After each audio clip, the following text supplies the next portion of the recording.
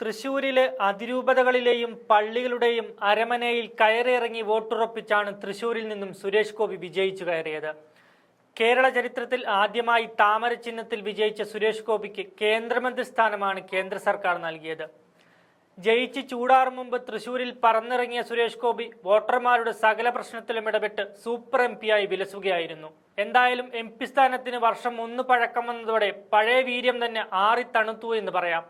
ഇപ്പോൾ ലോക്സഭാ മണ്ഡലത്തിൽ പോലും MP കാണാനില്ല എന്നാണ് പറയുന്നത്. കന്യാസ്ത്രീകളെ ഛത്തീസ്ഗഡിലെ BJP സർക്കാർ അറസ്റ്റ് ചെയ്ത വിഷയത്തിലും ഒരക്ഷരം പറയാനോ ഇടപെടാനോ സുരേഷ് ഗോപിക്ക് സാധിച്ചിരുന്നില്ല.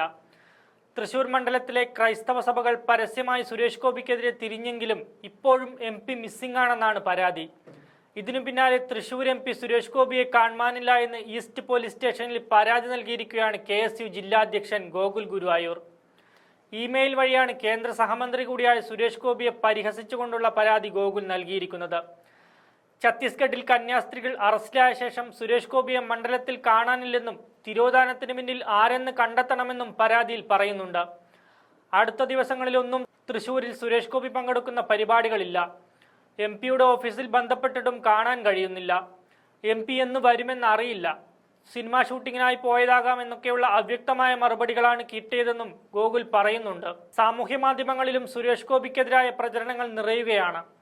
കഴിഞ്ഞ ദിവസമാണ് വിദ്യാഭ്യാസ മന്ത്രി V ശിവൻകുട്ടി തൃശൂരിൽ ആർക്കോ വേണ്ടി കാണാനില്ല എന്ന പരസ്യം വന്നെന്ന് കേട്ടു എന്ന് സുരേഷ് ഗോപിയെ ട്രോളിക്കൊണ്ട് പോസ്റ്റ് ഇട്ടത്. നേരത്തെ ദേശീയ അവാർഡ് മാനദണ്ഡങ്ങൾ വ്യക്തമാക്കുന്നതിന് സുരേഷ് ഗോപി ഇടപെടൽ നടത്തേണ്ടതാണെന്ന് ഉർവശി പറഞ്ഞിരുന്നുവെങ്കിലും ദിവസങ്ങൾക്ക് ശേഷം പ്രതികരണമൊന്നും ഉണ്ടായിട്ടില്ല. ഇതോടെയാണ് KSU പരാതിയുമായി രംഗത്ത് വന്നത്. അതേസമയം കേരളത്തിലെ BJPയുടെയും വരുതിയിൽ നിൽക്കാൻ ഒരുക്കമല്ലെന്ന് MP പറയുന്നുണ്ട്.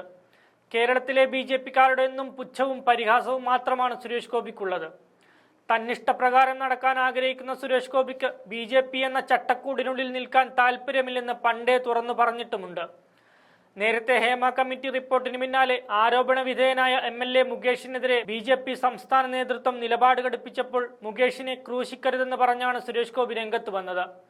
ഒരേ വിഷയത്തിൽ BJPയും സുരേഷ് ഗോപിയും രണ്ട് നിലപാട് പുറത്തെടുത്തതോടെ പോര് രൂക്ഷമായിരിക്കുകയാണ്.